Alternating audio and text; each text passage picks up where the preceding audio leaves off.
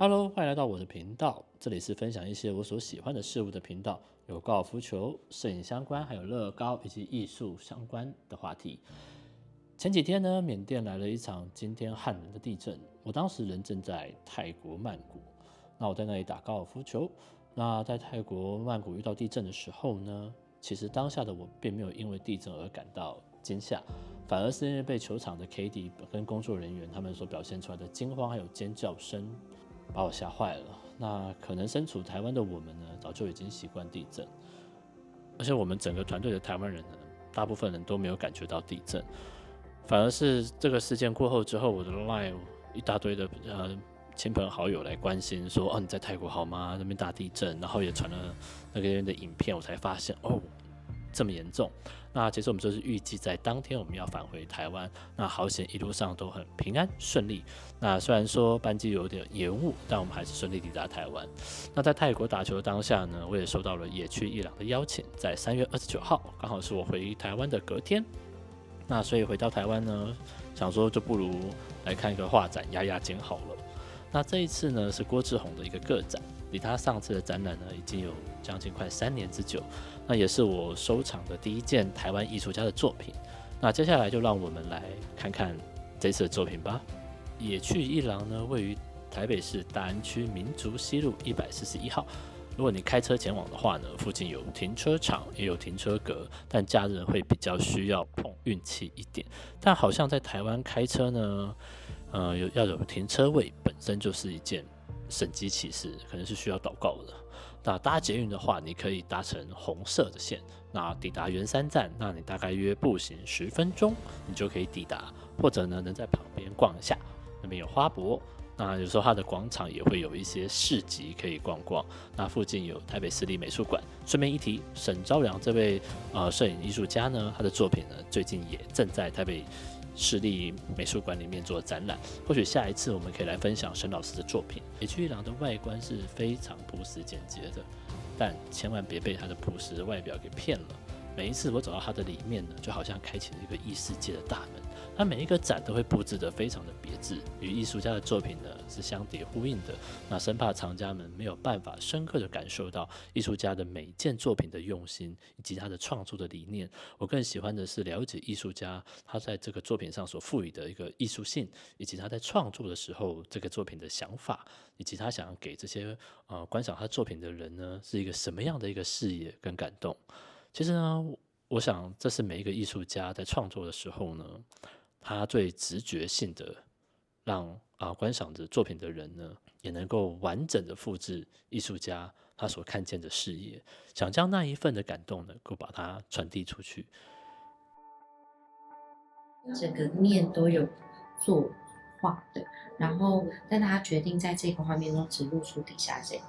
然后中间再夹了一层，然后这一层是他想要露出这个像海平线的一个水波感，所以它是很多层次叠起来。所以这一张有4张画叠在一起。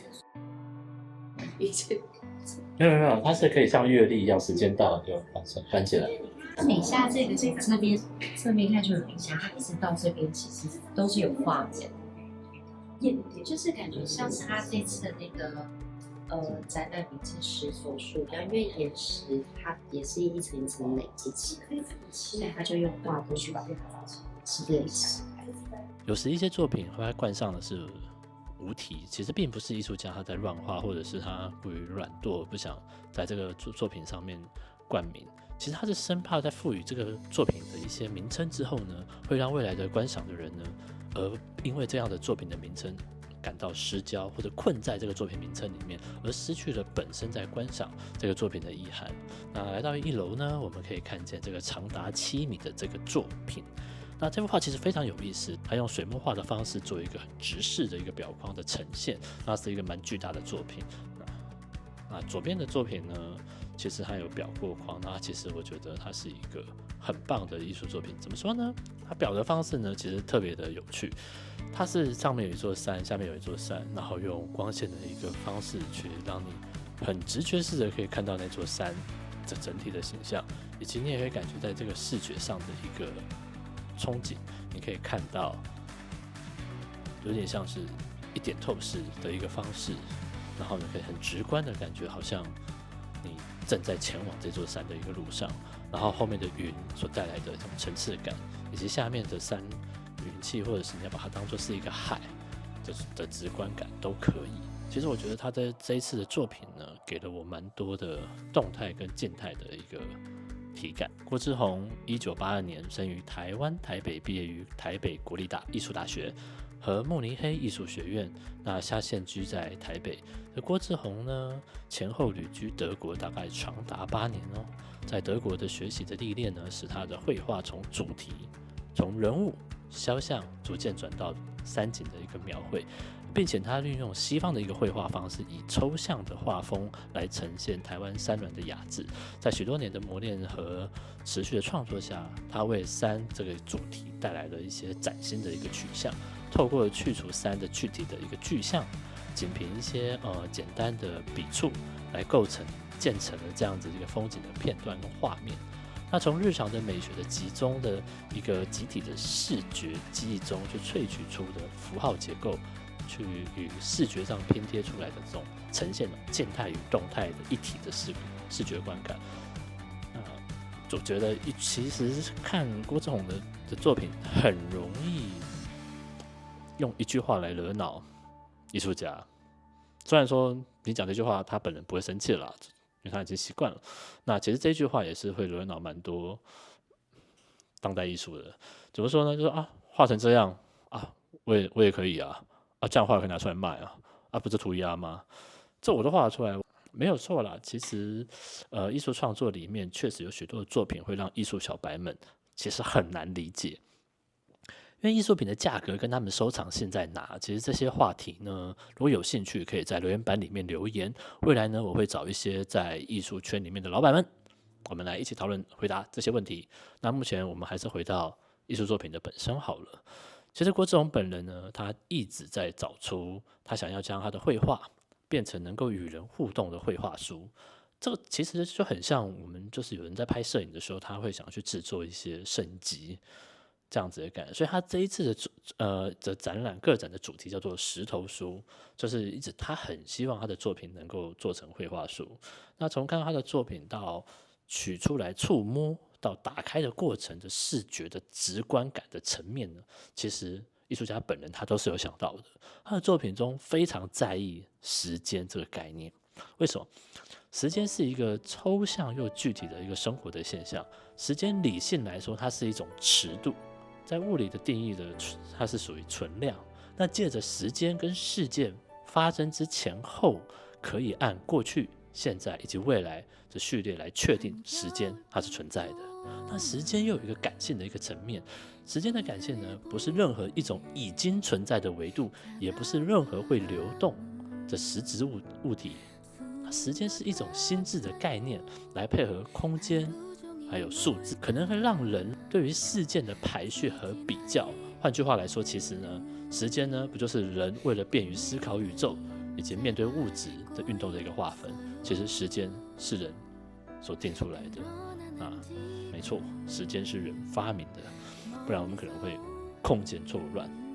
那所以呢，在这次的作品，我们可以看到它是一个很多大量的山景，透过不同的拼贴、裁切以及堆叠的方式，去展现出不同的时间的山，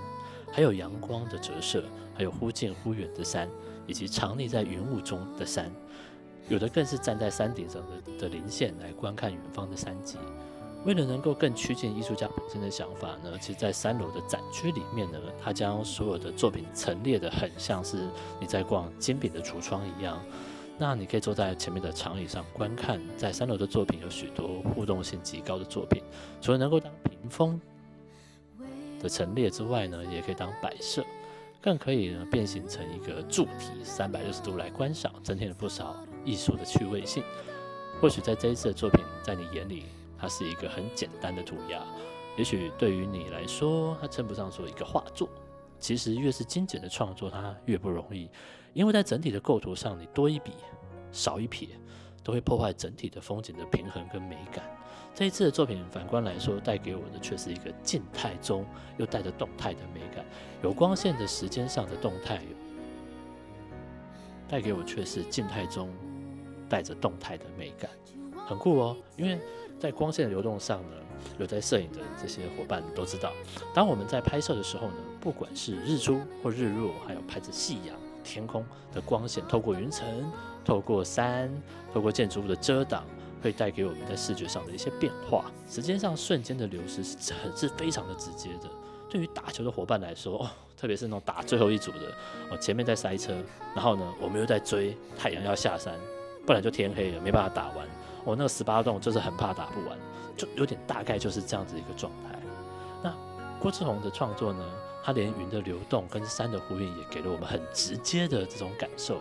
去用他简单的笔触去